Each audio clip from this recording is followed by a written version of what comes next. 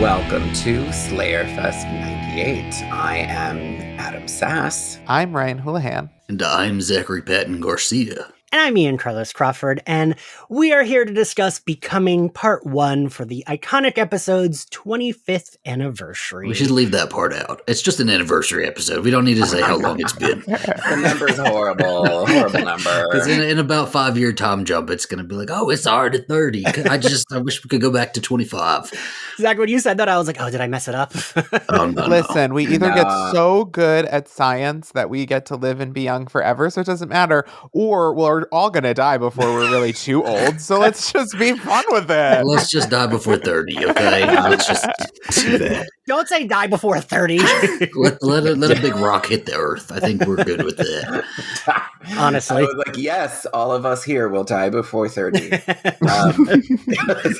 I'm already got one foot out the door. Listen, parts of me... Yeah, I would say there's definitely stuff that did not continue past that age. Listen, the one compliment I do get, that person, Zach, who is that person that loves us that we inherited from Horror Hour?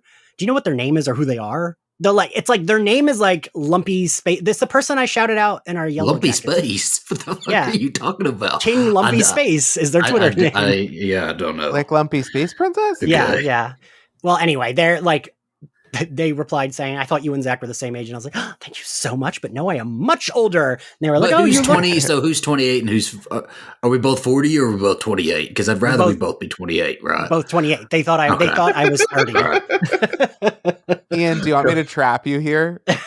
Because I will say, wait, do you mean that they were really complimenting you or really insulting Jack? And why do you think that age is an insult? Regina Georgiou. No, it is interesting that we're living in an age where it's just impossible to tell. I meet 18-year-olds that I'm like, that ancient witch. And then you look at Amanda Lepore and you're like, wow, to be, a sprightly 19-year-old girl is... I mean, yeah, I have a bunch of coworkers. I'm like, I don't know if they're my age or 20. And it's not because anyone looks bad or good or any, it's just my brain can't. I mean, you throw a beard on there, I'm truly lost.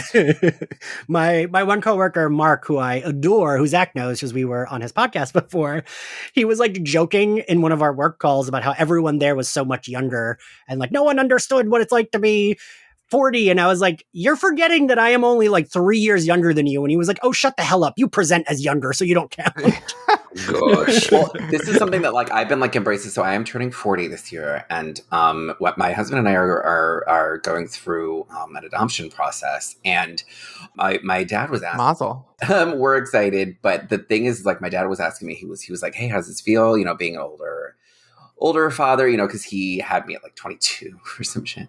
Yeah. And I was just I feel great. My perspective on the whole thing is that I was having a kid in your 20s, which was what my brother did. I was like, that is absolutely straight broke behavior. Having a kid after 40 is rich. That is celebrity. Costco dad. Yes. I was like, that is I am not doing it. I have done my thing. I am not going to be doing all this running around. I am dad with the pipe. Don't worry. This is brand new SUV dad. This is getting you Nikes for the season dad. Right. Correct. Yeah. It's just it's very it's celebrity. It's that if anybody's seen Ghost 5 Eva, it's the New York lonely boy, John Slattery, Kyle MacLachlan, sort of having the one child after 40. Yeah. It's just very... Oh, the child is so fancy, and it's great. Well, and most of my friends, from when I was a teen, are having kids around now. My one friend, Kim has a 3-year-old, and my one friend Amy just had another kid last year, and we were in the same grade. So yeah, I don't know. Anyway, I forgot for a second that we were actually recording and not just waiting. Well, I was going to transition by saying that the cast of this television show, first off, will always be older than me. Let's just start there. But second, looks younger and younger every year. When I watched this show originally, I was like, these are all supermodels in their 30s, just playing teenagers. That's just Cordelia. But the rest of them, I'm like, Jesus Christ, they were children. These were little babies playing Right. babies. Oh, it's like worse when you realize like Gillian Anderson first season of X-Files is like 24. Jesus 25. Christ. She never met a wrinkle. Like, Right.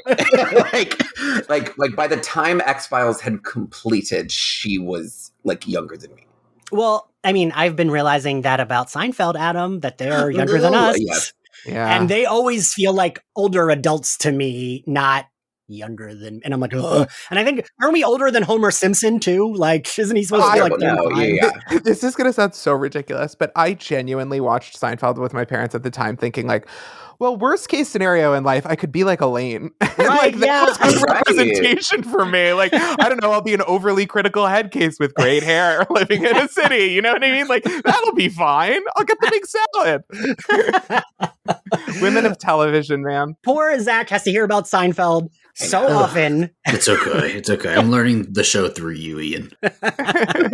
Sorry. So yeah, I think that I was like really excited to talk about these episodes, and I'm really excited I got to assemble the Slayerfest 98 Avengers for both these parts.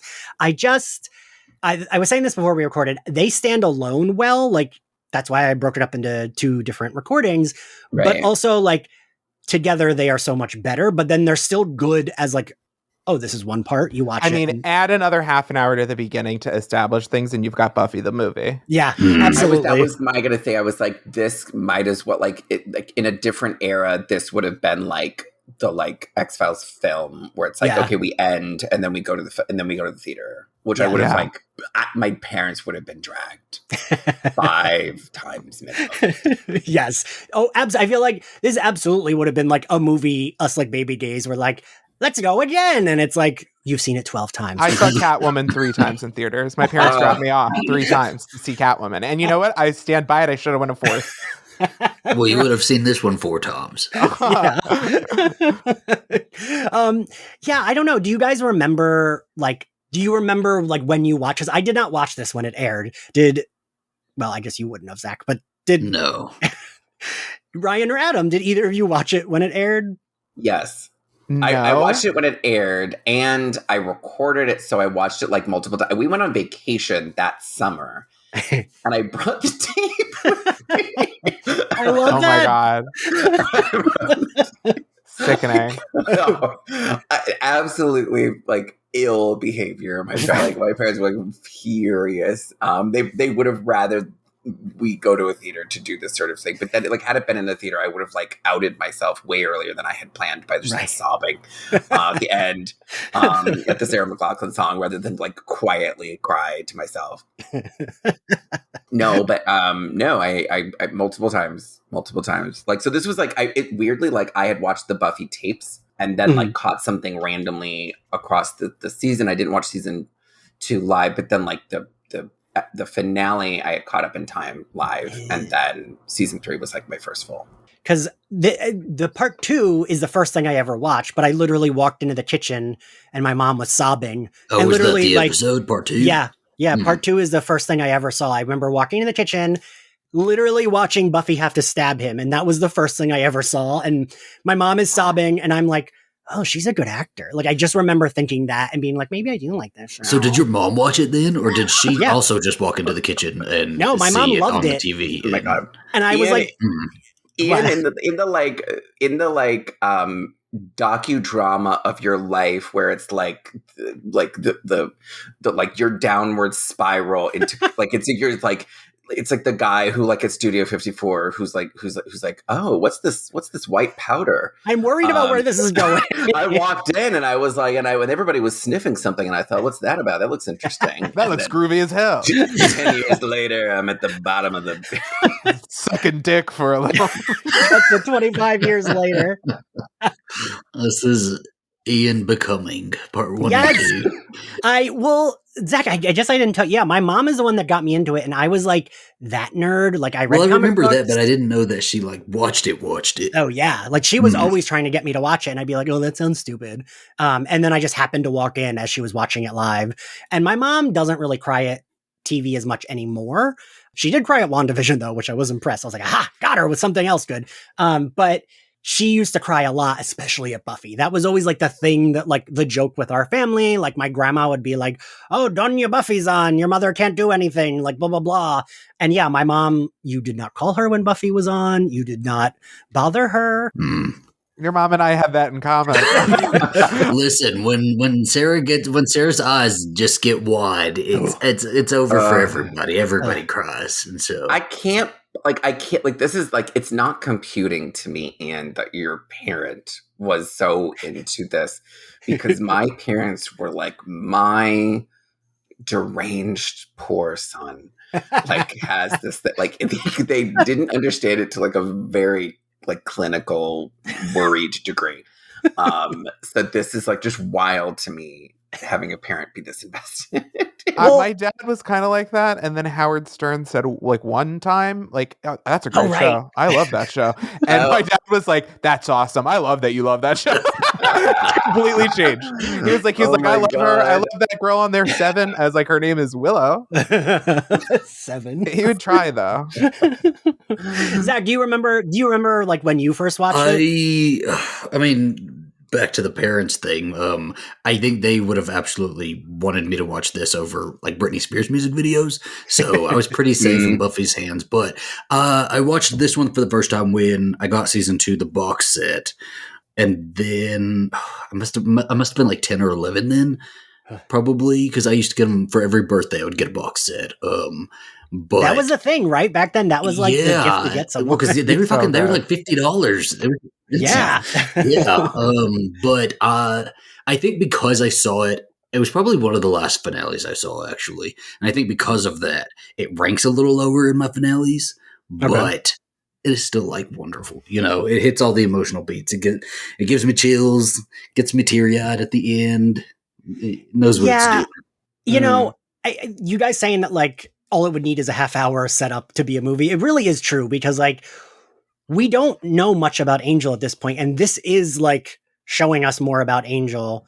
22 episode seasons, twice over, and honestly, it felt like the plot was flying by, as opposed to an 8-episode Netflix series where everything moves at a fucking glacial pace. And honestly, it's because of like Monsters of the Week. Other things come up. Other characters have arcs. Like they let things like breathe, and they like, I don't know. It's the ability. It's the amount of space. It inversely means you have to create structure for yourself because you have so much fucking time to fill.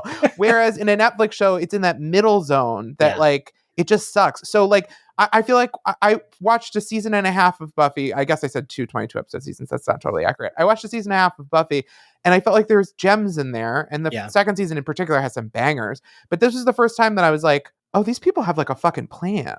Like this is art, mama. Like they have arcs. This is literature. And like that is the reason that it got a box set. That's the reason that it's like a film, because it's when television, genuinely to me, Buffy is a magic trick. Like The Sopranos came on and was like, look, I'm prestige. Look, I have all these art fucking degrees and everybody who wants to write for me. Look, I can show you a dick on screen. Like, isn't that so like edgy? Buffy like did a magic trick. It was like, come for this teen drama. She's sexy. She's fun. There's like special effects. Like what? It's like Power Rangers. It's like, do you like something? Do you have a fucking do you have no frontal lobe? Or do you easily get these people? Your attention easily distracted by like sparkles. Come on in. But then it fucking reveals itself to be so complicated, which is also like the central themes of the show. And I think this episode is the first time that they really nail it. Yeah, no, I agree with that. It's because people talk about season 2 a lot, and I do love it, but I do think they're still finding their footing a little bit. But then once Angelus comes up, they're like, oh, we got this. We know what we're doing.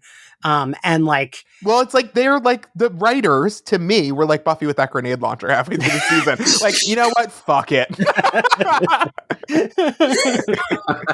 We open on an Angel flashback, and Ryan, I think about this a lot. How at the last live show I was at, not the last live show you were at, how you, which is wild that I can say that you were at a Slayerfest 98 live show that I was not. I am the host of Slayerfest. Yes. Oh, that's wild, isn't it? Ryan, you proved to me that if like I am like dying, I could be like, Ryan can continue. Yeah, leave the show to Ryan. You were doing the like Willow summoning from the hospital bed. I'm nothing if not a good cover band.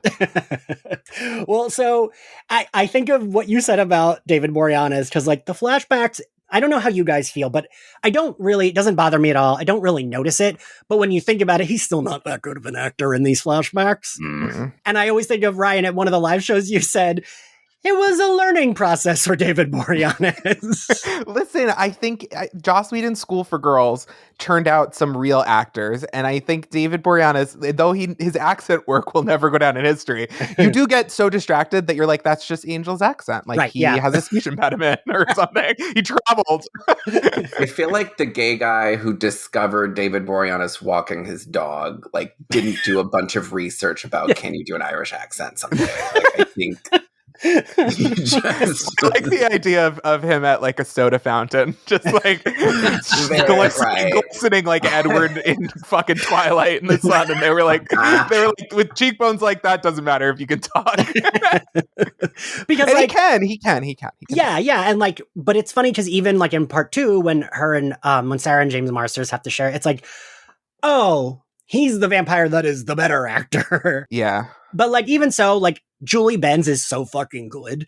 And I always think someone, I forget who, someone called her voice on this as Darla a baby whisper. And I do think that's like a very good like description of it. It's weird because this is pre-Britney that this is filmed, and like that dropping, and yet there's so much Britney in Darla. The like schoolgirl outfit, the like sexy kitten pull back little girl voice. Like and like, and it's interesting to me. It's like this 90s idea of, I don't know, of like youth, of like, there's a lot of like grunge in it too, with like the like, I don't know. I think it's interesting. And I think that the conceptualization of the character aesthetically puts it at such an advantage as an actor, and she like didn't need it. This is really like sometimes I'm watching this show and it's like Sex and the City and other shows that aren't like so femme, but like Game of Thrones or something where you're like, we're making television. Like I'm in it. I'm like, this is television.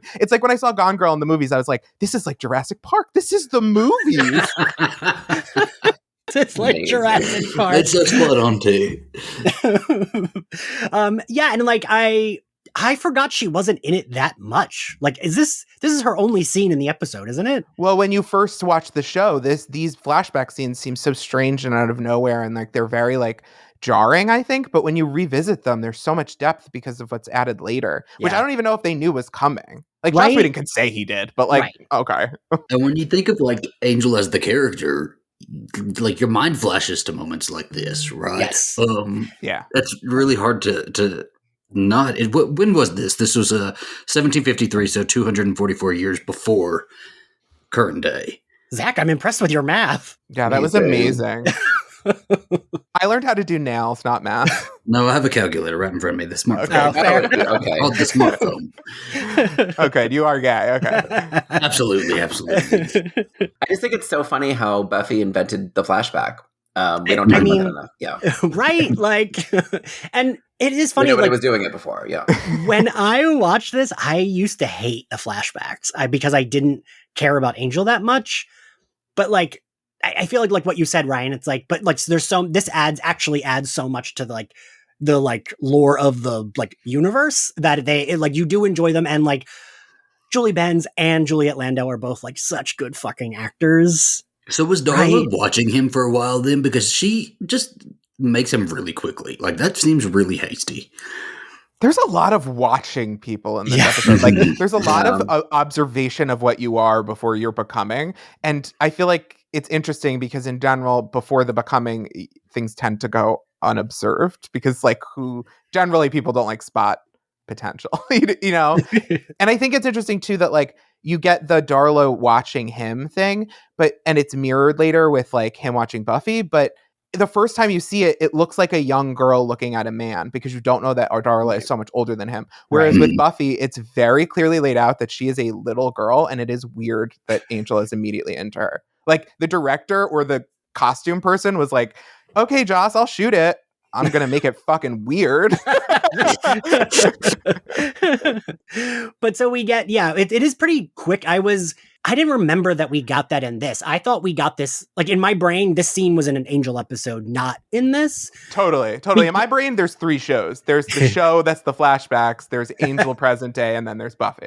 Right, yeah. Like, I don't know why I thought this, and like I've watched this so much, but yeah. It's like the wall in that Hulu show, Solar Opposites. That's a good reference, Ryan. I fucking love the wall plot. I like the way she is styled feels so ridiculous, but it works. Like, she has like that corset with her boobs pushed up to like her chin. Yeah, and I like that it's the past of memory, kind of, because it's so like vamped up. It's like history through the lens of Interview with the Vampire, or like through the lens of like Amadeus or something. Like it's interesting, and like it has like a viewpoint and a stylization to it. And I think like Buffy the show, like the main modern show, also really does. I think it was less apparent to me at the time. I just thought they were cool and in California, but it actually has like a visual language, and it was weird because it like clashes at first blush, the like flashbacks to the olden time stuff, but then the more the characters are just so much themselves, just in like a coat of paint, the more it doesn't matter to me that it kind of clashes, and the more it's like kind of cool that it clashes. The way that like the like crypty like Drusilla vibes clash with like, you know, cool California Malibu Barbie, you know, everyone else. It is kind of central to the show. It is. Even though it's not maybe my cup of tea aesthetically, it is definitely fascinating, and you kind of can't look away, even though it's so much less like eye candy. Zach, what do you think of the flashbacks? I mean, everything Ryan just said. They do sit out as their own sort of like third show, right? And I can never remember where Angel's flashbacks fall from season to season and over into his show and all of that, because I mean, he like after season 1, maybe even after which season would you say he like takes on like the Angel appearance and like doesn't really change? Because he looks really boyish as like from season 1. I think 3 is where he starts. Do you think? Like, okay. 3 is where he starts to get like his like less boyish look, and then like I think Angel season 2 is probably where he hits like full adult looking, no twink. Okay. Yeah, I mean, all of the flashbacks are just, I don't know. I'm trying to be nice. I'm just not an Angel fan. So they're harder for me, but they're fine. I love seeing Darla. I love seeing, like, Drusilla, but I like it for them. When it's just him doing, like, a little accent and wearing a wig, it's just, it's fine, you know?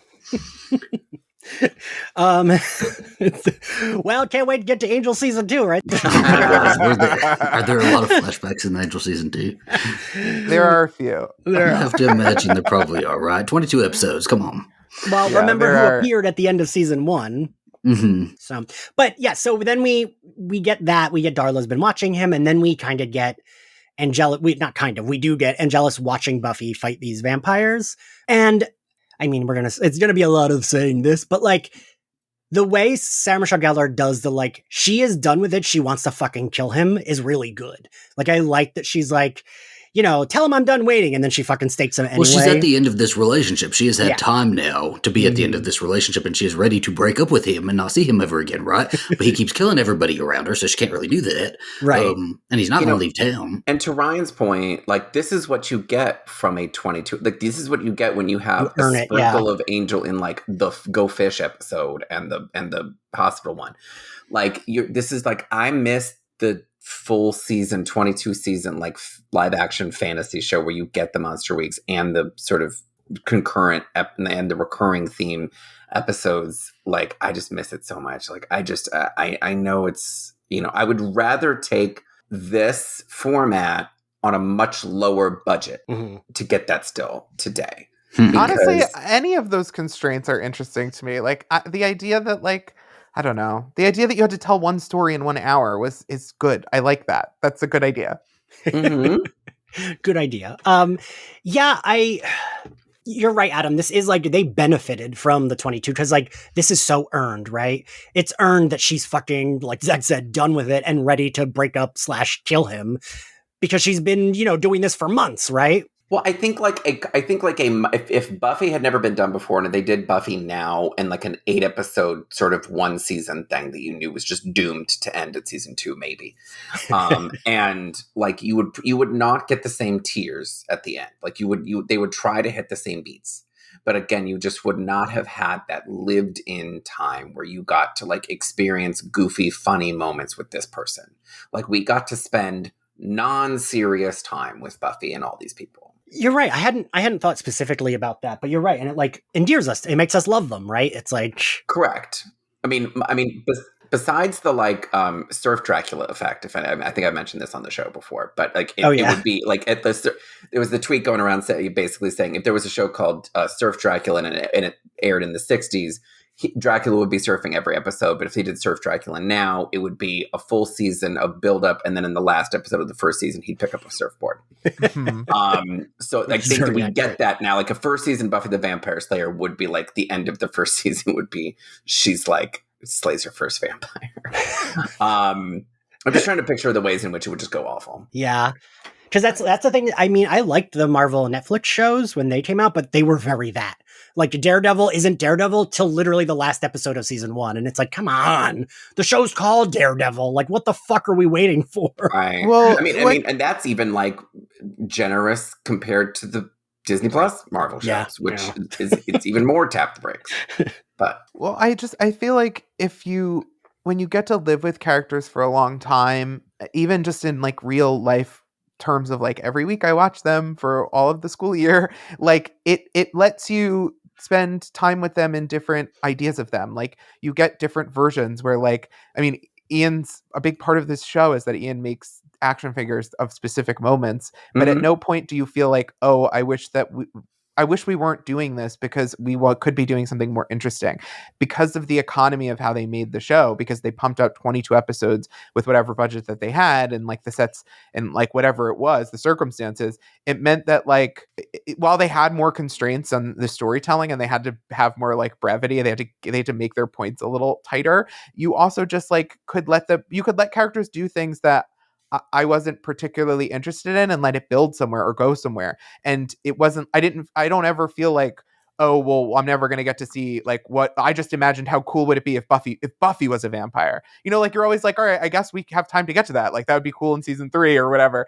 And I love the idea of being able to play with characters and have all this possibility because to me, it means that you've imbued that character with more depth as opposed to like, right now, I feel like there are a number of shows that I could name and shame where they're relying so much on tropes and even if they are relying on subverting tropes, it's like a trope of subversion where, you know, like it's like a stock subversive character. And it's like, because they just don't have time. They don't really have time to build Cordelia Chase. No. Right?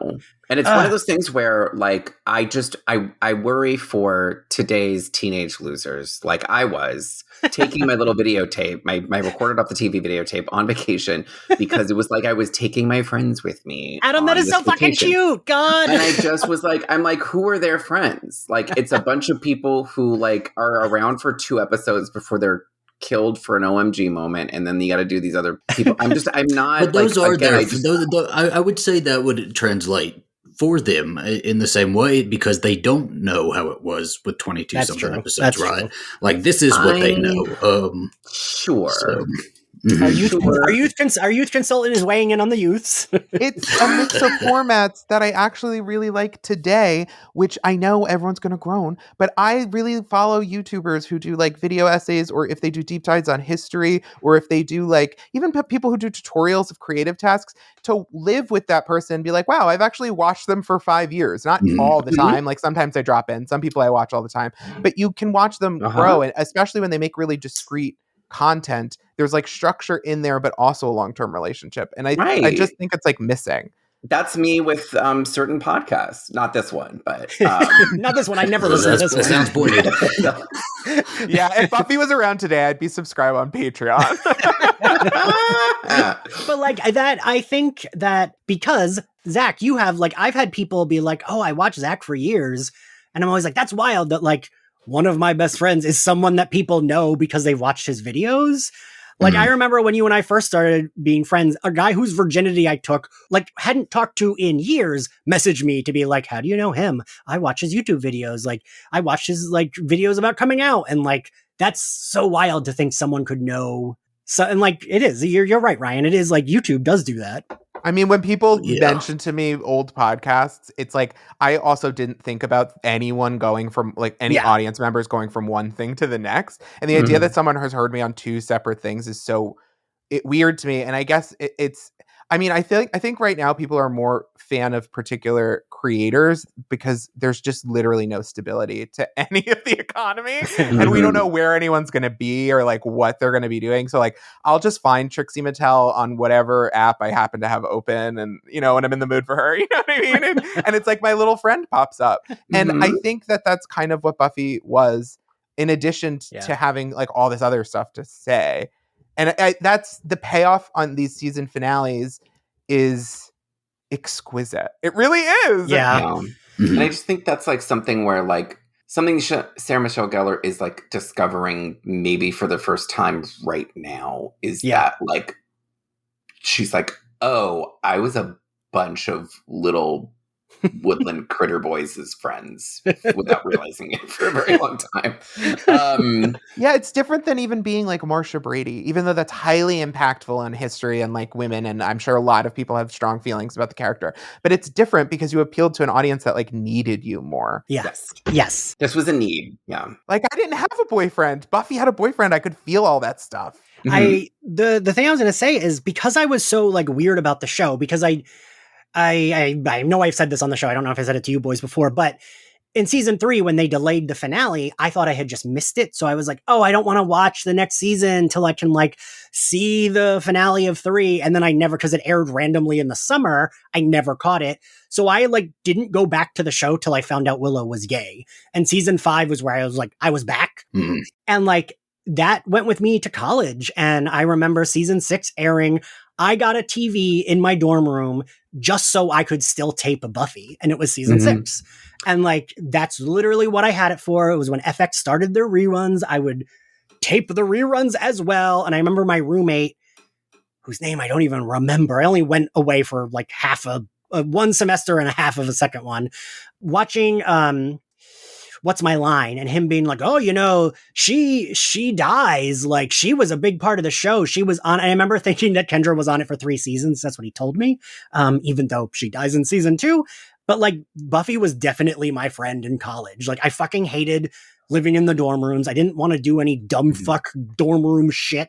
I didn't want to like go to a frat party. So I would like sit in my dorm room and watch Buffy. Right. This is, I'm so, like, I feel like it's so weird that we both fell out of season 4 at the same time. And I mentioned this on the show a few times, but probably not in a while. But, like, my thing is, like, I watched it so religiously in season 3. And then my little podunk one-horse whistle-stop town, like, stopped carrying the WB after, this is why I haven't seen Angel. This is why I didn't see the rest of season 4. Like, they showed the premiere of Angel and the premiere of season 4 of Buffy, and they showed the premiere and then did that. Oh shit! And then chopped it. So and I'd never heard anything, and then revisiting it later in season 4, and then Willow comes out as gay, and then like Buffy, my closest friend in the world, like later that season when they're like rope climbing down into the initiative and like saying all that like very affirming stuff, I was like, well, I really could have used that at that point in my life. Whoever is sort of narrating and deciding how my life is going is like really did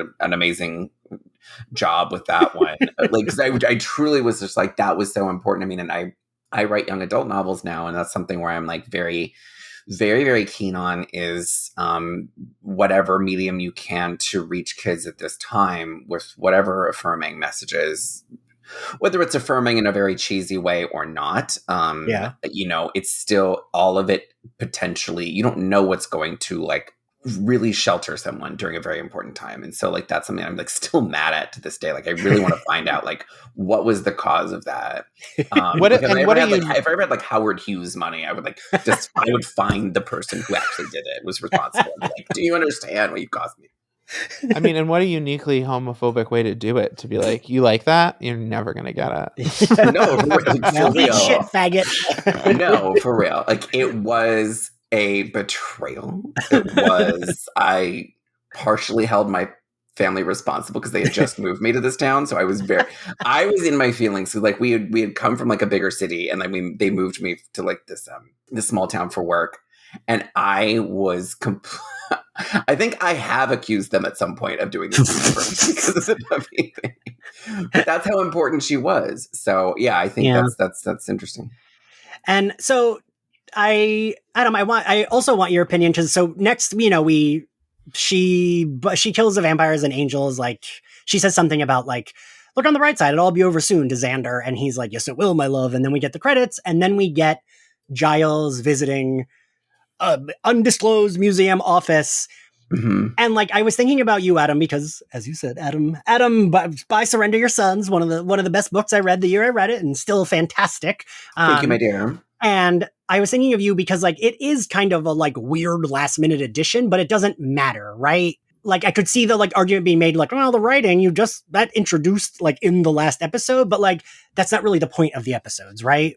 Yeah, exactly. Like, I mean, it's all kind of like peppered in. Right. It's just like the evil plan. Sure. That's like the plot, but actually the plot is like Buffy having to kill Angel, right? I mean, that's what we're here for. I mean, that's like really the arc. I mean, the arc is like, okay, like how do we add more drama to the Buffy Angel sort of arc, and where is that going, and what would that mean for her? And I mean, again, like I think we're all a little, I think society is at its limit with certain cinematic universes using the apocalypse sort of trope. Yeah. But this was fresh at the time where it was like, oh my god, the end of the world. Like, I can't imagine like being not sick of an end of the world villain plot. I was like, end of the world. Like, I would like imagine being like so fucking into it still. But yes, yeah. I mean, it really is incidental. Like a lot of it's sort of a Maltese Falcon MacGuffin thing where it's like there's this big stone thing. Everybody wants it. It is dangerous if the villain gets it, and there. Right. Like, okay, because I was curious what you would say about it, because I was like, this does kind of come out of nowhere, but like it doesn't fucking matter, right? Like, it's like the MacGuffin is everything. No, like everything you just need some, and honestly, it helps that it is simple. That's true. Yeah. Like when you do a MacGuffin thing, like especially if it depends on the genre. Like obviously, if you're doing like Before Sunrise, don't have a simple right. MacGuffin thing. But you are doing a pulpy fantasy kick-ass show. So yes, have a very simple thing, have a thingy, and everyone's got to get the thingy, and then you just the more simple the thingy is, the quicker we can get to the interpersonal relationships and what's happening. Yeah. Adam, I also love this weird museum archaeologist. It feels like he's from New Jersey with his weird accent. And then we go to the cafeteria. Xander's recreating their patrol with fish sticks. And we get Buffy when like, I think it was like Willow asks her, she's ready. And she's like, yes, I'm ready. I'm also willing and able. Like, I do feel like Buffy's not bullshitting, right? Like, she is done with it. She is ready to like kick his ass / kill him, right? Mm-hmm. Well, she thinks she is, because we got to that. Right. We got that part where earlier in the season, after she blows up the judge, and they have that first fight. The movie theater mall. Innocence hybrid. Or Surprise? I can't remember which is the second one. Innocence. But, Innocence. Yeah. So Innocence. And then she's like, it's so anime. This show, like, it really is just like the rain, the sprinkler shit is coming down on her, and she just like kind of darkly says, "Give me time." And and this is the time, because we've gone through stuff where we lost Jenny Calendar, right, which we'll get to her little magical floppy disk in a second. But then you get to, all of these. And plus, oh my God, one of the things I loved about Innocence, because they're in that movie theater, is that there's this like Quest for Camelot poster, yes, which is very 1988. That movie, I don't know who did it, but they must have had everything, because there was a Quest for Camelot poster in one of the earliest seasons of Sex and the City. Oh, really? They had a huge marketing budget. They had a major deal with McDonald's and stuff at the time. Absolutely. Yeah. Really? I never even saw it. I just remember seeing that poster everywhere. Obsessed. Nice. She felt very like it tracks for me. I like Buffy, and I like the main girl in that. I haven't seen it since I was a kid. I couldn't tell you any of their names, but I know sure as hell I loved them. It was good because it was good Disney counter programming, because Disney at the time was very like, we're gonna win Oscars, and it was like fun. Yeah. Well, that's something where so like Kieran Culkin was on Hot Ones, and he was saying that him and the Succession people have like they have something called I feel like I think the name of it is called like Dangerous Classic. It's like Dangerous something, but like each of them like throws out a movie that like they super loved, and the other person kind of goes, have you seen it in a while? And they go, no, is there something bad in it? And I feel like the Quest for Camelot would be like either it's like doesn't hold up, or it's like, oh, they make a lot of trans jokes in that. Yeah, I used to every summer I would try to read one like high school summer reading book that I missed, that I like never read in high school, and then reread a book that I loved in high school. And almost every time I reread a beloved favorite, I'd be like, oh, I don't want to read this again. Like almost every single time. But okay, so we get. Oh wait, before we move on, I did want to note that when we're at the high school, like we're at the cafeteria table and all sitting around, I really like that they're eating little kids' foods, because it really sets the tone that like they are children. This is all happening to like teenagers. Right. Yeah. All this shit. They are like 17 or 16. Like, yeah, they have juice boxes in their backpack. And like the fashion in the scene is really good, because it's like, I love her shirt. I just wanted to say before we moved on also, yeah, Buffy's red shirt was really, really nice. Yes. I think they all look like really cute. Snyder comes in as like Cordy and Xander are being like cutie, flirty, tickly, and like yells at them all. And he says, this isn't an orgy, it's a classroom. And I like that Buffy says, yeah, where they teach lunch, because they're in the fucking cafeteria, you dickhead. So then we get our next flashback. Ryan, it is one of your favorites, Drusilla. Oh, such a delight. So good to have her back. What do you think of her in this? Because I think she's like, it's cool seeing Juliet Landau do like Drusilla like on the verge of becoming the Drusilla we know. Yeah, I really like it because I mean, it not only does it obviously give her like layers and stuff, but it also like it illustrates the kind of dichotomy between the vampire person and like person with a soul really well, because as much as Drusilla like wanted to be pure, she still like is in a way, but in this like pureness that's about being corrupted, which is like very vampire-y and like a good dichotomy, and like it makes for a good like Angel is still a romantic as Angelus, like he still is that person, but it is like it's also like Invasion of the Body Snatchers in a way. Yeah, that's a really good way to put that, because it's like kind of there. You can like, it's not like this person doesn't make sense to have become the Drusilla we know. Like it tracks, right? It's like, totally. That's her when she was younger. Zach, what do you think of this flashback? I love any Drusilla flashback, right? I like seeing her little origins. I would have loved seeing like a full episode just of her origins, because this is something that I related to a lot, right? It's like when you're really weighed down by religion or like being the good person, right? That's her. And then like she's a terrible person when she becomes a vampire, but she is like freed of the, God's always watching, right? And I always thought that was really, really interesting. And I would have liked to have seen her like interacting with family and things like that.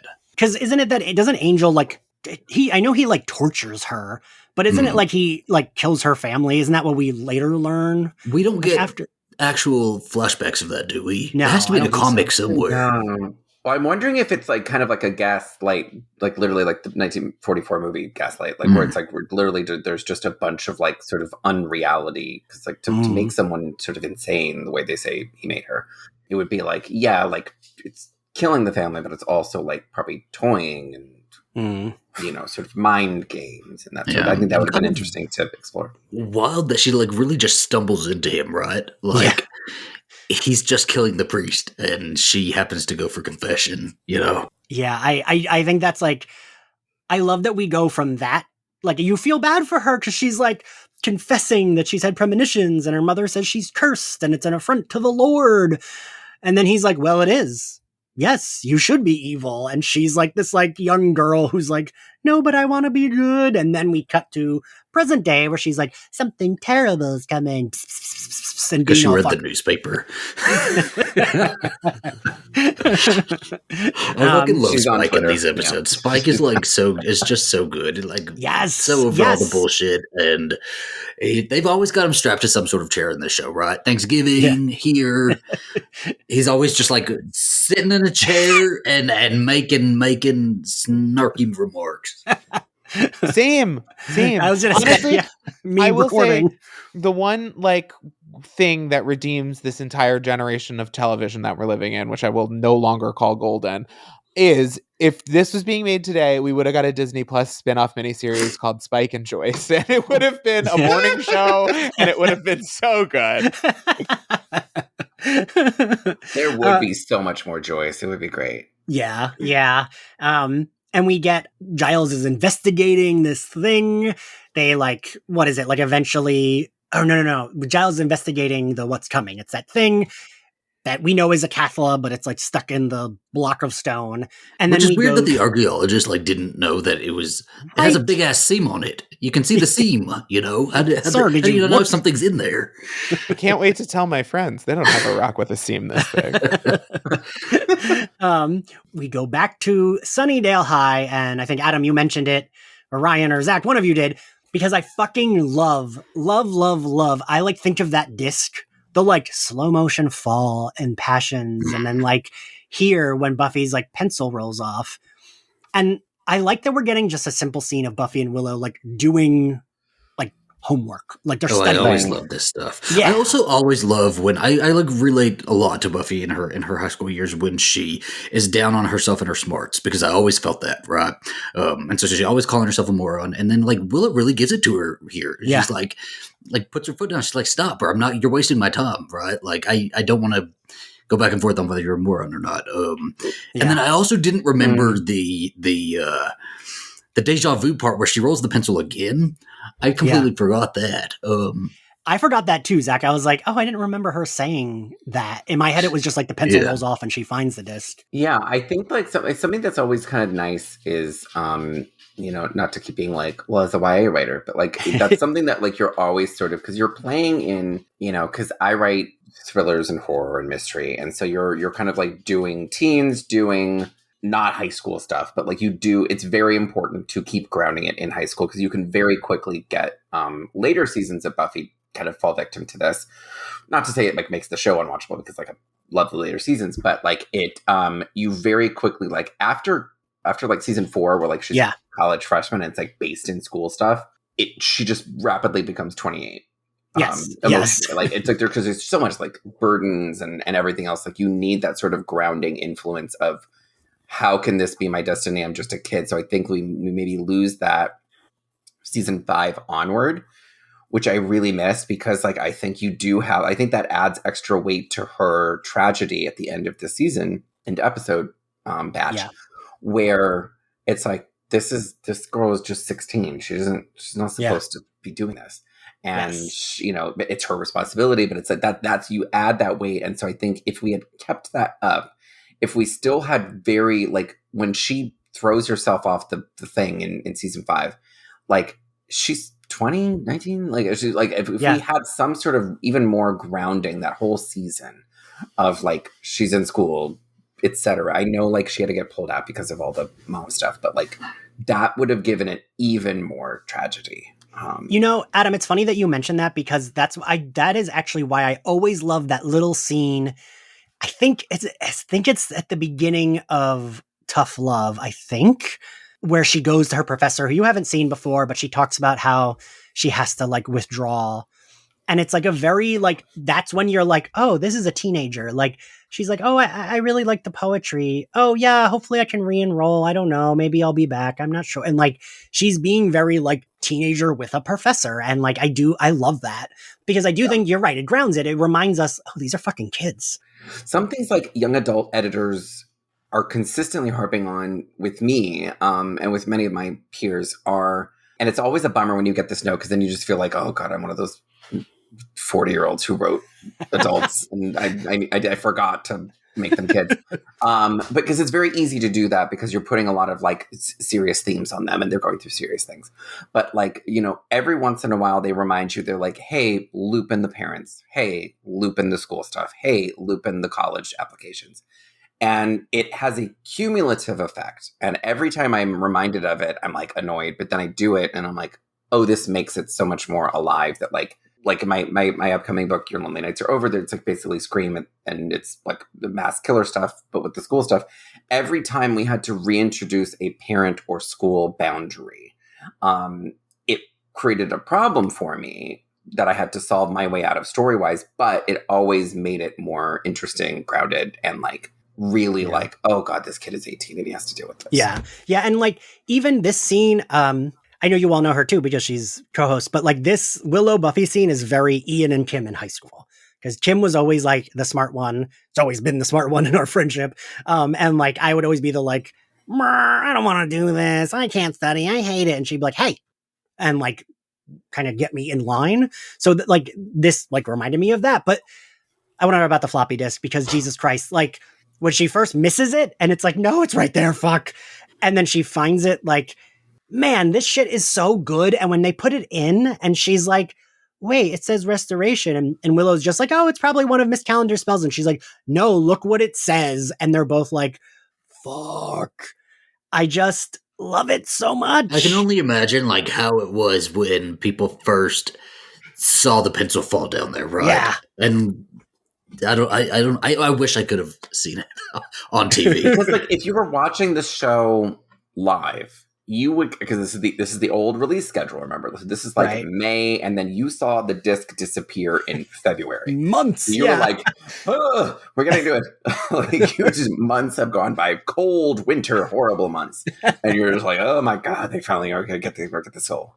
And like this scene made me realize something that I guess I hadn't thought about much before with this two-parter is like we all love Buffy, right? She's like our hero. She's someone, especially when we were younger, that we looked up to.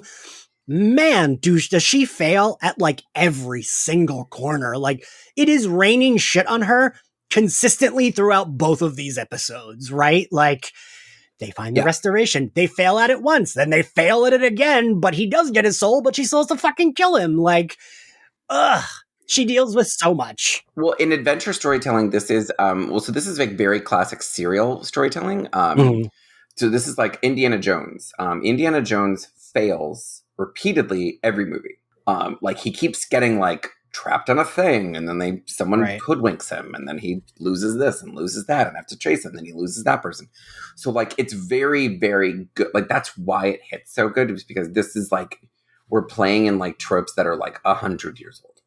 Like these are very, very good, which is just like, yeah, you have to keep failing in order to get that. And that's sort of the it's very hero's journey. I'm not going to get like Joseph Conrad and everybody, but like it's very like, the hero's journey is constant failure and persistence. And the next scene that it leads us to is so, well, first we get, but whatever. We see how the Romani folks cursed Angel, blah, blah, blah. We see his soul, like him getting his soul. The head of the clan comes and tells them everything. Then we move on. The next scene in the library, however, I do want to talk about because everyone is acting like everyone's doing great acting in this scene. And Xander is such a fucking prick. No, absolutely not. Absolutely not. No, he's fucking right. He's absolutely fucking right. I don't know. 100%. Because if they restore his soul, then he will stop the evil thing, is how I'm looking at it. Okay. Like that will help. There's obviously like a lot of jealousy mixed in with Xander and his opinion on Angel, which like you just can't separate that. It's been that way since Angel was introduced into the group, right? But he is right. Angel, like, okay, so we restore the soul. What's to say that he's not going to lose it again and go and kill some more people, right? He should have died. She should go and kill him. That's the only solution to all of this. Are we all forgetting about Jenny Calendar? Like, that's what Xander's saying here, right? Is like, this just happened. And the only solution is to just kill him. And look, like, we don't kill him. And there's a couple other times where Angel, like, loses his soul. And I know he doesn't get as bad, but the risk was there, you know? I think I'm of two minds of it, because part of me says, listen, let's put the semantics of what a soul means and what a conscience is and who's who. Like, I'm going to put that to the side. That's a question for people who make YouTube videos about AI. Oh, wait, that's me. Go to youtube.com/@Ryho. It's not Britney Spears. Anyway, let's put that aside and let's say, hey, what do we owe bad men? How much do we owe them in assistance being rehabilitated? Is it an endless well? Or like, or at a certain point, do we eliminate threats? Like, what do we think about the death penalty? What do we think about, what if it's a choice between kill or be killed? Like, and I think Buffy's point is not he's redeemable, although I think that's what she wants to think she's saying. Yes. I think her main point is like, this isn't fair to me. Like, being a woman is not fucking fair. Being like a chosen is not fucking fair. Like, this happening to my boyfriend is not fucking fair. Like, my friends disagreeing with me and all having a stake and a say in this thing that should only affect me, which is like breaking up with or staying with a bad guy, is not fucking fair. And I think she's just having a meltdown where she's like, I absolutely refuse.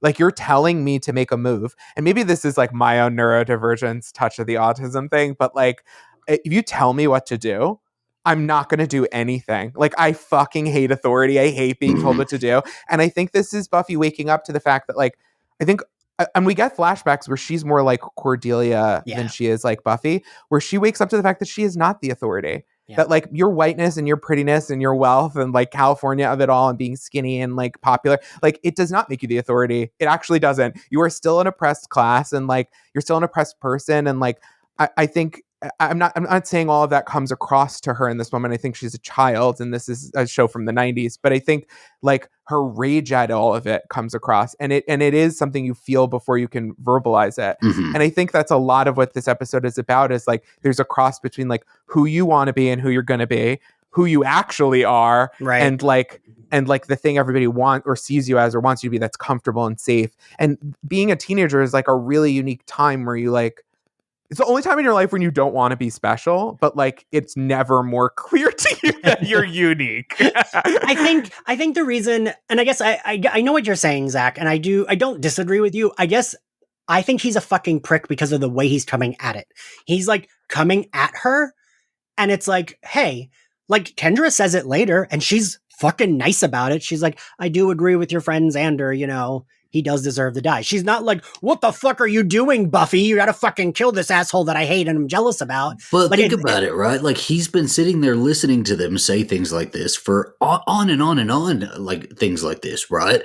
Angel has been around killing people, doing really bad shit, stalking all of them, and he has made it known that he's not happy about this and like, let's just kill him, right? But then this might just be the last straw for him where, you know, they're discussing a fucking restoration spell and he's like, are you fucking kidding me?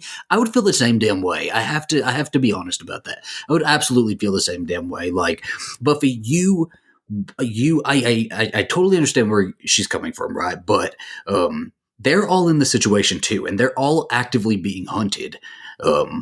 And they do get a say. They do get a say in this. It's not just her breakup. This is something that has now affected all of them. One of them has died. And she just, an episode would happen where a couple of them, like Xander or Cordelia, would try to go kill him, right? Like, Buffy would stop them. She wouldn't let them go do that, right? So if you're not going to let us go do it, then you need to go and you need to kill his ass because he just can't leave. But don't you think it undercuts his point that, like, he is partly motivated because he is projecting and jealous of Angel? But I only think that's like 50%. I only think that's 50% because I think by the time we reach the end of this season, enough shit has happened that they're all fucking scared of Angel. Yeah, that's true. I get that, and that's fair. That is fair, Zach. I guess for me, Giles has every right to be the angriest in this discussion. Mm-hmm. And for Xander to be like, yeah, well, your girlfriend's fucking dead. Like, Giles had every right to fucking punch Xander in the face. Like, that, he's also a fucking teenager, and they all say shitty things, you know. But like, I say shit like that again. Touch of the neurodivergence. I feel like it's very valid to say that, and it's one of those things where, like, if I were in the room, if my little tiny FAG self was in the room at that point, I would have been like, wow, that's true. The like safest way, because like, again, we still don't know at this point. Like, at this point, Angelus has been so difficult to find and then kill that like it would just be like, well, the safest thing to do would be like hole up somewhere, Do the spell. neutralize him, Mhm. and then we can decide, okay, should he then be killed? Like, Yeah. That's fine. That's fine. That's I think fair, this is what I want to make it very clear. This is one of the only times you will catch me defending Xander Harris. But I just I think it's the only time ever in our friendship you've ever defended me. because I just am putting myself in the situation and like scared for me, scared for my girlfriend, scared for my best friends, like I guess right. Again, I think it would just be like, what gets the world saved fastest? Neutralize him from a safe distance. Good. Now we've done that. Now we can decide what do we do with him. Yeah. I guess, and like, I guess like even Cordelia, right? When she's like, I forget what she says, but she chimes in with like, hey, like, I do agree. And Xander yells at her and he's like, oh, I'm so used to you disagreeing with me. I thought you were disagreeing with me. But like, even like Cordelia has right to be just as mad as Xander, but she's still not like, I don't know. It's the way he talks to Buffy. I just wish like everyone else knows she has been through, she's had a terrible year, right? Like, she had the worst birthday you could possibly have. And like, I think of, I don't know. But also it could be me being biased because I get so protective of her, right? I don't want anyone talking to her like this.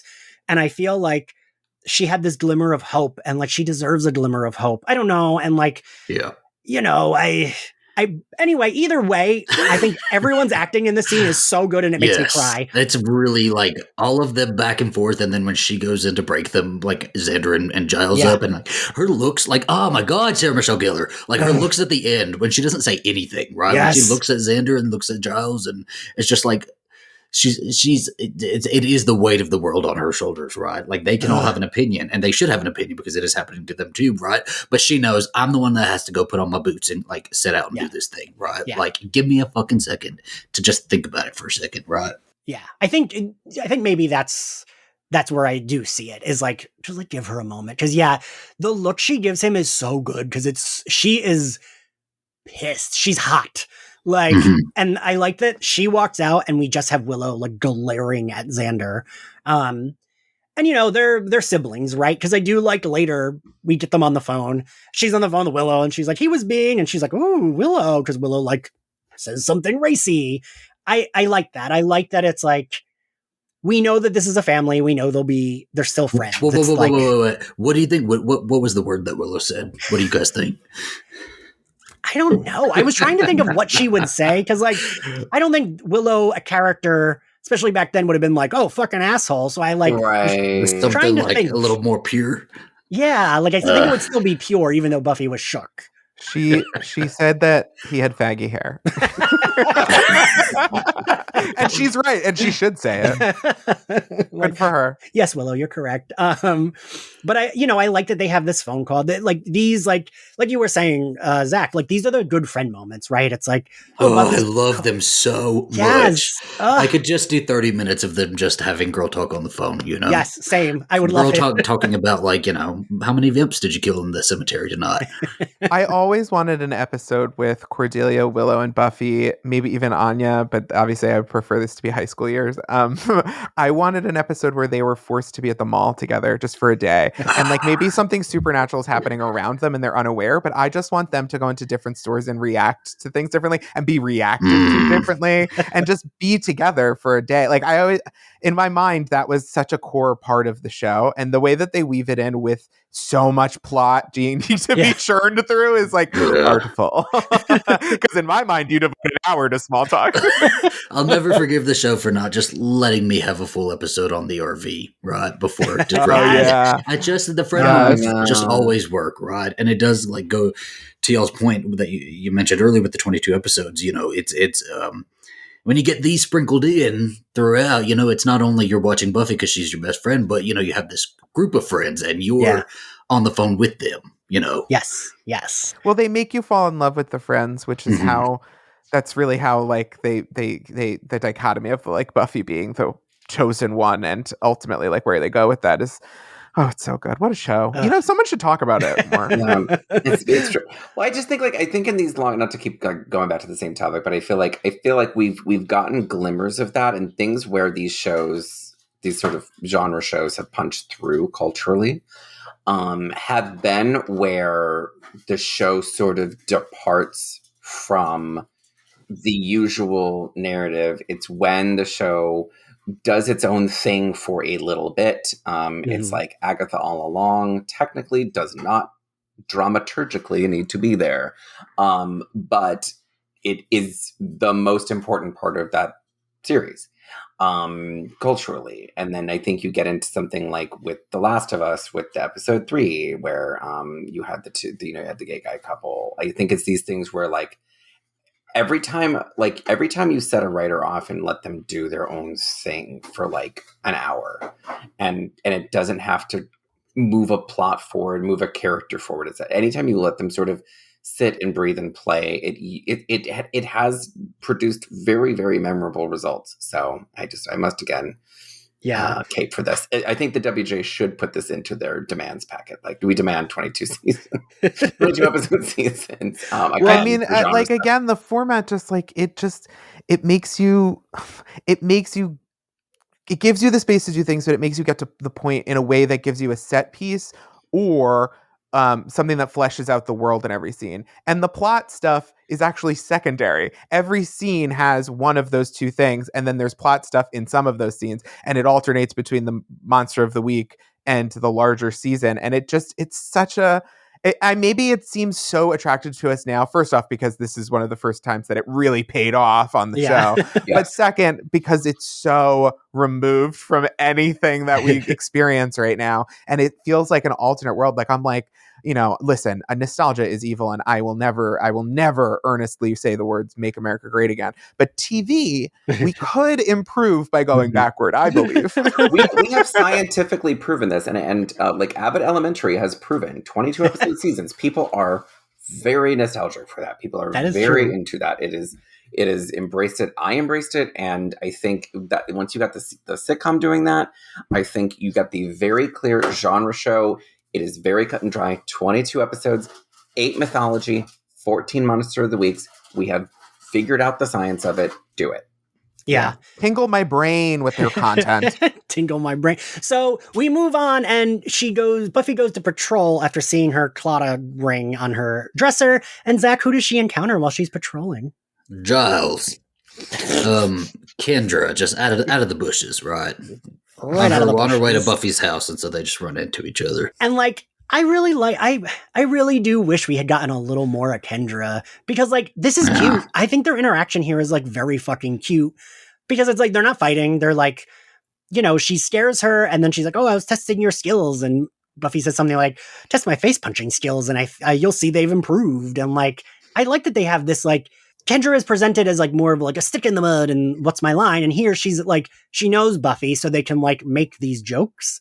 And it's like, man, fucking poor Kendra. Like, and it's nice seeing Buffy opposite of Slayer that she's not, yes. at odds with, right? Like, they're comfortable with each other, and they have a nice little back and forth. It's nice to see.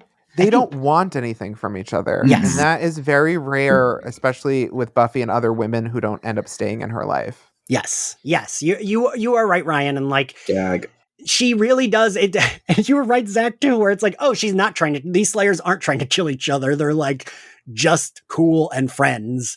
It's like a healthy working relationship. Yeah. It's like we have stuff to discuss. We'll be very professional, but like Faith was like, "You want to kiss? Want to go to my car?" She's like the manager that you fuck, and you're like, "Damn, that was sexual harassment."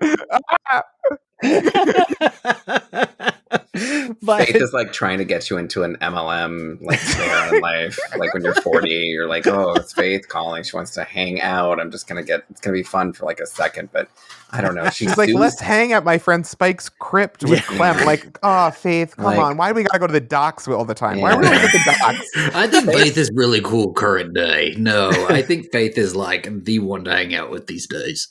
Oh yeah, no, I'm bragging on her, but I would have smoked pot with Faith in the back of her car and listened to Ashley Simpson records.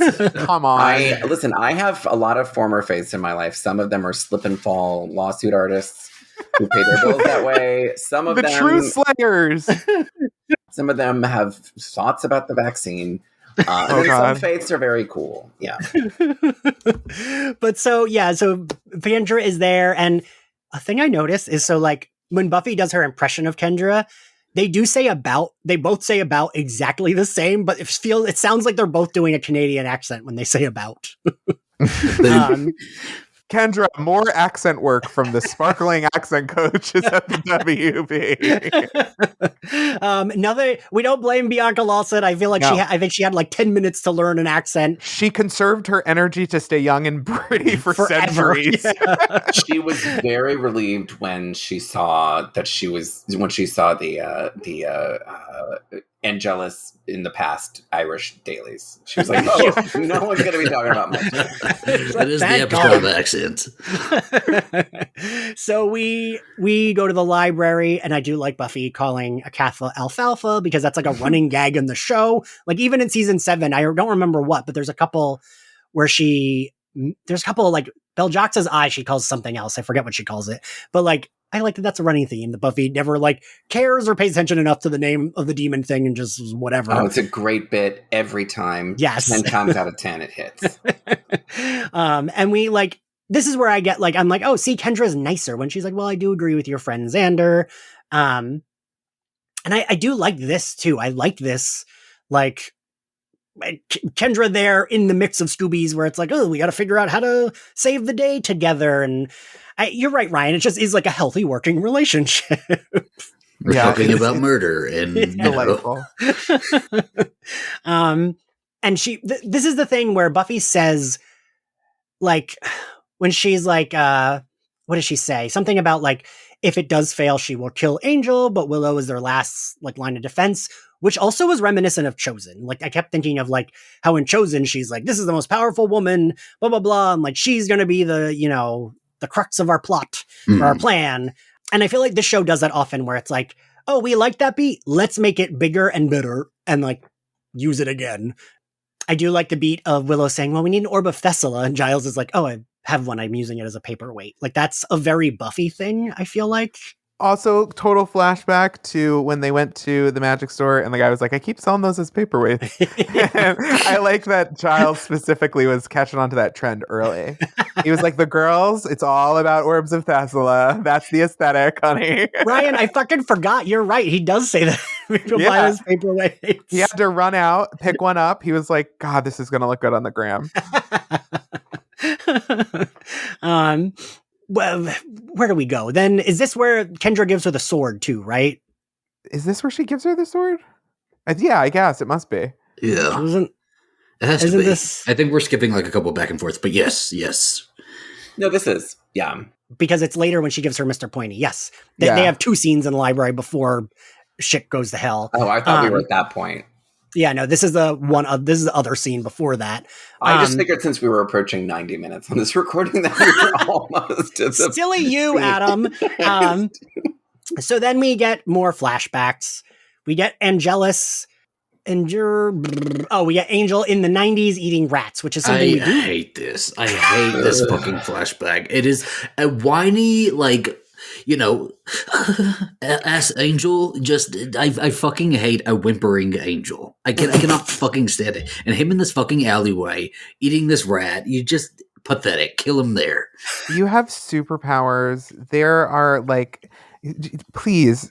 You lived in a hotel, a beautiful hotel. You had a roof. You had things together. And I'm not trying to blame him or whatever, but it is very frustrating to be like, okay, so you spent hundreds of years trying to deal with your emotional problems and you didn't grow or change enough to be functional at all. And now you want to bring a 16-year-old girl into this? Mm-hmm. Oh, okay. It tracks. Right. Well, Zach, the bad news is I was about to say, which we go back to in season 4 of Angel. Yeah. We'll be back here. It's the Whistler. Like, listen, I need. Was Whistler ever supposed to go beyond this? Yes. Okay. Doyle. He was supposed to be Doyle. Yes. Okay. Because like if watching it now, like especially after we just went through last year through Angel season 1, he does feel very much like Doyle, doesn't he? Mm-hmm. Listen, the real Wesley was the Doyles we lost along the way. Listen, I feel like I'm this bullet dodged. I'm all props to this actor, but like it feels very 90s zoot guy. I don't like. I'm not like more episodes, please. I think Yeah. Joss Whedon really identifies with like a beta male in a bowling shirt who's friends. Like he's a wingman and he gets a little of the tailwind off of his like bro buddy. It's not a dynamic I thirst for more of. Just very shrimpy energy. Yeah, right. yeah. A lot of honestly, that guy's ordering multiple appetizers at the bar, and like he just got there. He's like the crazy friend that people call a character. No, he's out there somewhere. He's doing something. There is a gay guy version of this though, and we so we. Oh God, I'm like, is it me? It might be me. Yeah. I mean, I definitely fucked that guy. Right. I'm not saying it's not you. It's not nice. So then we get like you said, Adam. This is basically Buffy the movie. Then we do get Buffy the movie, right? We go to Hemry High. We see that Angel is watching her there, but we also meet. This is so weird. I was thinking about this in context of the show as like, we finished doing the whole show. Adam and Zach, you both were on for Chosen. It is very weird that we never, ever, ever, ever, ever mention that her first watcher died. Yeah. Like this is like the last time we ever talk about she had a watcher that died. Yeah. Right? He was problematic. We don't reference him. Yeah, she didn't love him. She didn't connect. It also kind of tracks that like when you're younger, your brain isn't formed, and like sometimes old people die. Or like that's exactly how she thinks of it too. Yeah, that's exactly how she thought of it. It's like sometimes old people die. Sometimes old people die, and also like there's gonna be teachers that you just don't like click with. You know what I mean? There's teachers when you go on a field trip, you're like, I'm with a friend, we're hanging out, and then there are teachers where you're like, I don't even remember what was. So you're Mr. saying Geller? that her first watcher would not have fucked her mama? You're saying that? Listen, I got news for you. That first watcher was 47. And she's like, old people die sometimes.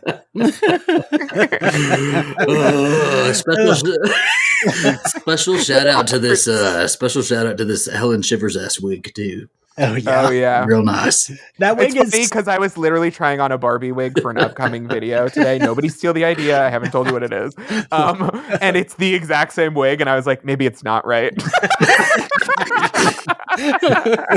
So we see her on her first. I do like that we see her first like vampire encounter. I think I'm like very charmed by this like origins whatever, and like. As one of you said earlier, like these episodes are about who you become, right? And she is more Cordelia. And like, everyone has said that like Cordelia, especially early seasons, is like what Buffy could have been. Like she could have been just like a mean girl who's popular, blah, blah, blah, blah, blah, which isn't all Cordelia is. That's a very like watered down explanation. But that's how she's like shown in season 1. And I love that she shows up in the puffy jacket and like pajama pants, right? Yeah. That feels so accurate. She's like nighttime in the nighttime in the graveyard. What do I wear to this? I want to be visible like a jogger on the highway. Everybody knows vampires are attracted to bright colors. and that's even in season 7 when she tells Dawn, she's like, "Oh, I missed my first time too," and we see it. I like that. It's nice callback. Yeah. Also, I got to point out, I know I've sent it to you, Zach. I don't know if you remember it. One of my favorite TikToks starts with that, where Buffy's in her puffy coat and is being pushed back by the vampire.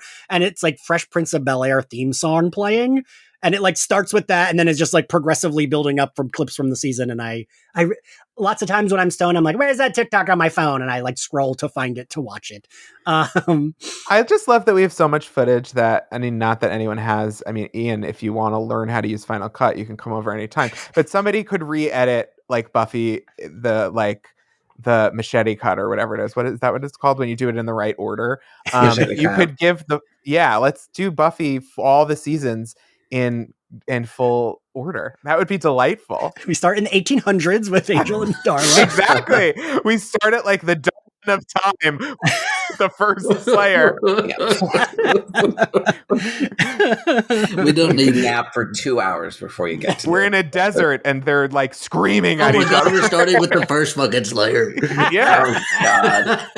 It's shadows on a wall for 20 minutes. Listen, I'd have taken a full show about the first Slayer. Absolutely.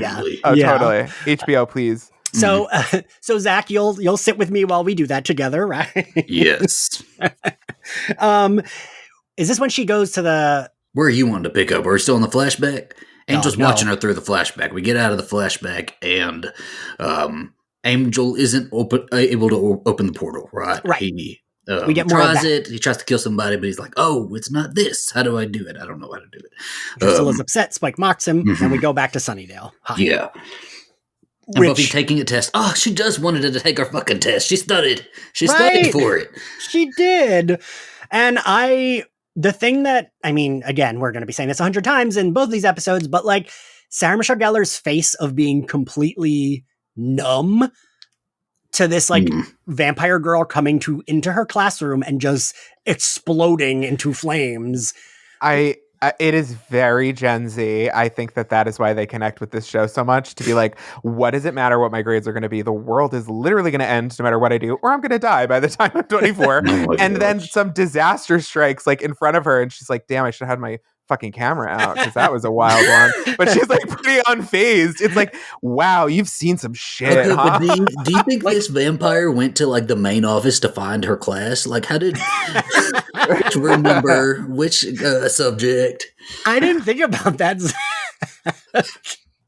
Because, yeah, the fuck does she know where Buffy Where's is? Buffy Summers' class? I'm here to take her out of school. Excuse me, I'm a vampire looking for the vampire slayer. I'm a terrifyingly pale woman with with a questionably cut bang. So we get that. She, sets up the plan, right? Then we get, this is when Kendra gives her the sword. This is when Kendra gives her Mr. Pointy as well, which is so fucking cute. iconic. And you can buy a pin of it at Slayerfest 98's Etsy. I have exactly a pin of Kendra holding that thing.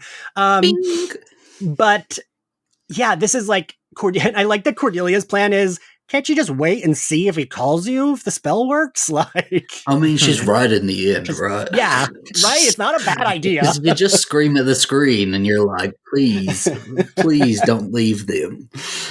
It's so silly. I'm like, this was my plan. Like, it's just the like, listen, just, do it from afar. Yes. It's so, like, it's the one part where I'm just like, are we not doing this strategically?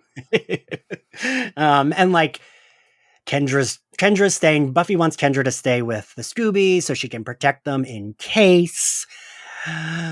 And then she goes to meet Angel, and he basically is just like taunting her and stalling, right?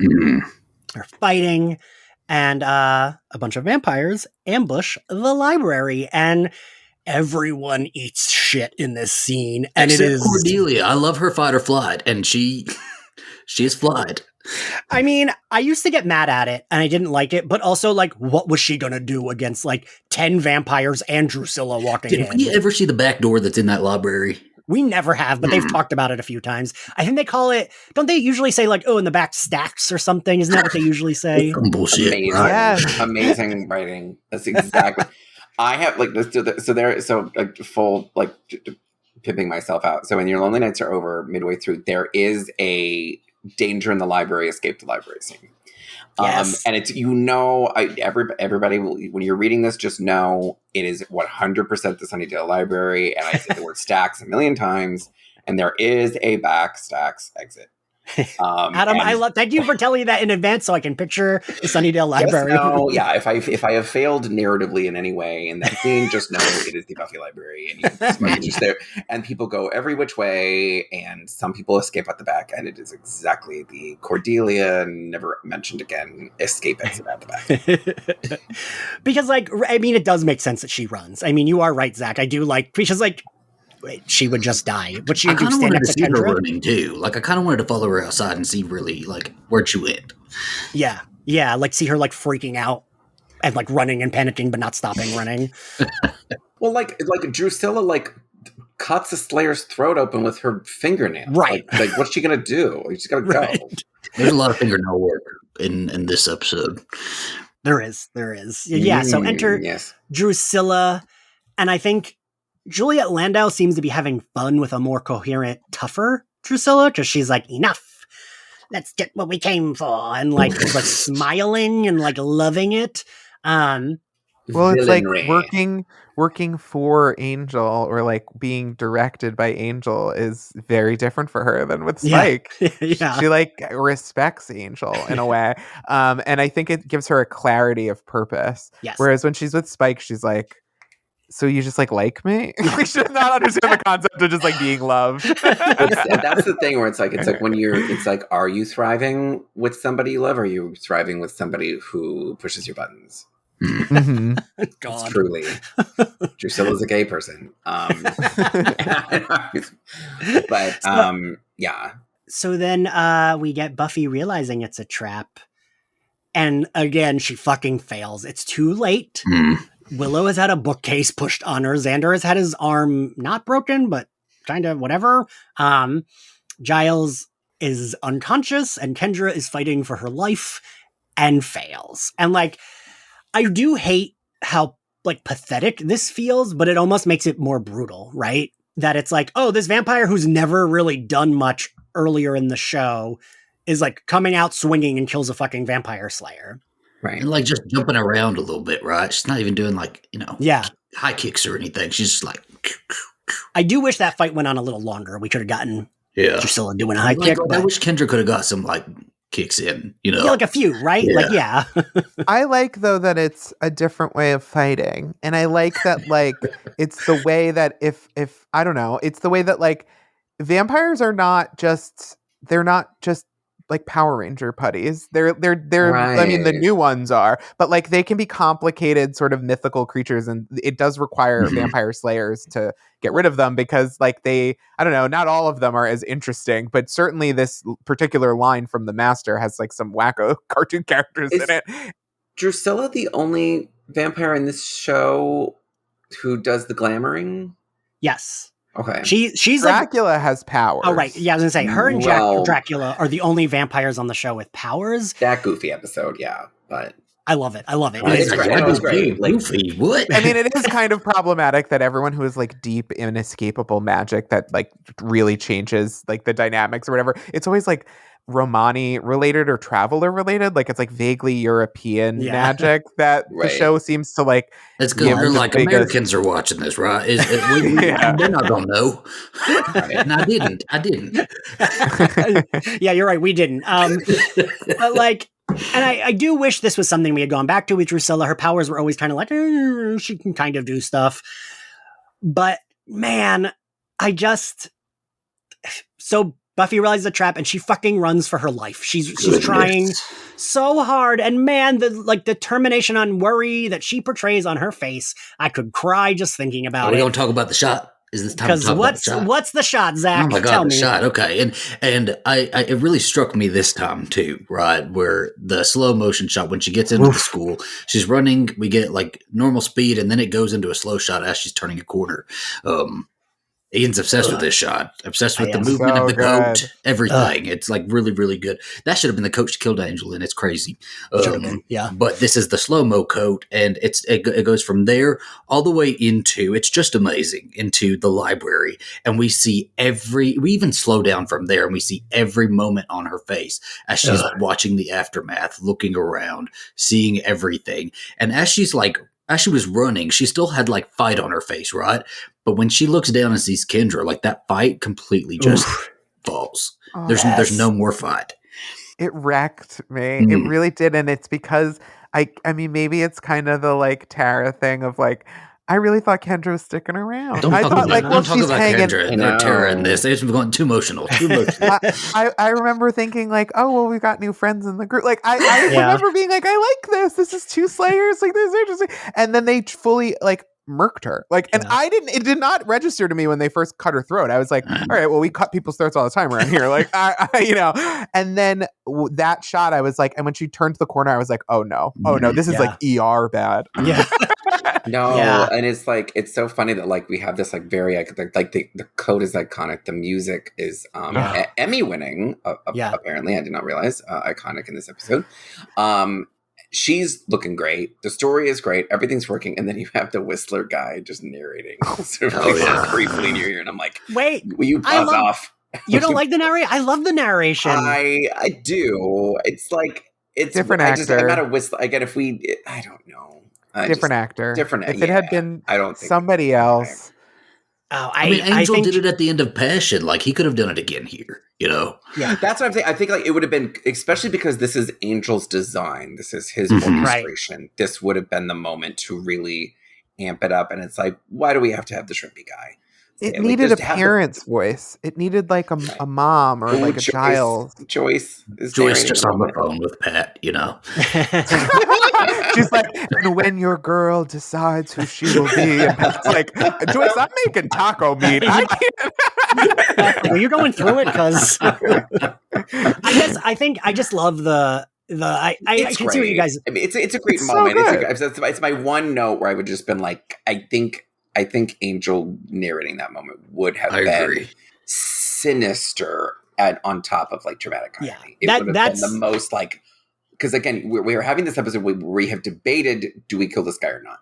I think that would have been the most like, oh, that motherfucker. And then you're leading into part 2, and then only at the end, once the sword goes through him, that you're like, I think that would have, that's the only note, like, and that's me being so picky. Like, it's a perfect moment, but like, that's the one thing that if you made me change something, I would do. That's fair. I think like, not to be like too Ian about it, but like, fuck, this makes me cry. And like, this is something I revisit. Like, this 2-part is something I've revisited a lot when I've like had like a really bad thing happen. And like, after I found my friend Chris in his bed, like, I watched this over and over again. Like, this was like this and the end of part 2 were the only thing that made me feel like I could make it. And like, the writing, the fact that our hero like gets shit on so much, and she's still, you know, after this is like we said, we forget that she's a teenage girl, and like, the fact that she goes through this, she finds her, you know, her friend fucking murdered, her father figure has been kidnapped, and like, from this to like the end, when Angel asks her like what's left, and she catches that fucking sword and says me, like, shit, it's just perfect. I just love it. And the writing of like, the big moments are gonna come, you can't help that, it's what you do after that counts, that's when you find out who you are. I just so good. When I was I was obviously in elementary school when I watched this, but I used to go get the bathroom pass just so I could do slow-mo runs around the corner on the way to the bathroom. That. Yeah, so it was on security camera somewhere. Someone's like, "Ooh, that's Zachary Patton-Garcia." I wasn't married in elementary school, Ian. I mean, now they're watching it saying that. Yeah. And then we end the episode on the police showing up and telling her to freeze, because it's not bad enough for Buffy. Fucking cops, man. God fucking Sunnydale cops. Sunnydale cops. A-cab. Where have they been for 2 years? Right. Like now? These motherfuckers. Oh, you got an opinion? Oh, you guys have opinions. Interesting. Okay. Like, how many kids at that school are not alive anymore? They're investigating now. They've decided it's too much. Never again. If you don't think the cops are in bed with the vampires, I got something to tell you about what's happening in the back of those paddy wagons, okay? I love their talk about it in the next one. This is, in a way, if we are going to explain this is the mayor's doing. Yes. Yeah. Mm-hmm. Which I do like. It's weird that they do like loosely tie parts of season 2 into that, right? Like, I mean, it's very, listen, this is kind of the best stuff people like about MCU. Right. Where you are set before you have wrapped up the main conflict, you are setting up I think that's the biggest problem phase 4 and 5 have had, is they did not set up, they should have been setting up phase 4 and 5 conflicts in little ways in phase 3 before we got to the thing, so that there wasn't such a hard rebound. I think the way that they're doing this, and it's no surprise that obviously Joss continued and did Avengers in that way. But like, that's, I mean, the way this ends now is very Infinity War. It's very just very classic adventure film, like all is lost sort of stuff. And it's still very effective to this day. Yeah.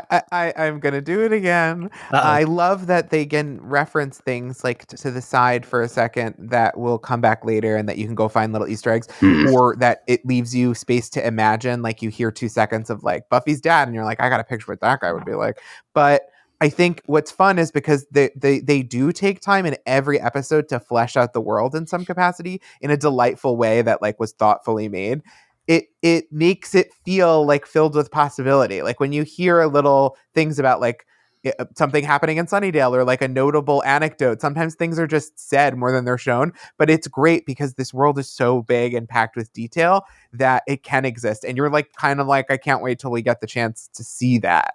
And I think that this was the point at which I think they started to get a little more confident in their ability to do that. I would agree with that. Yeah. All right, boys.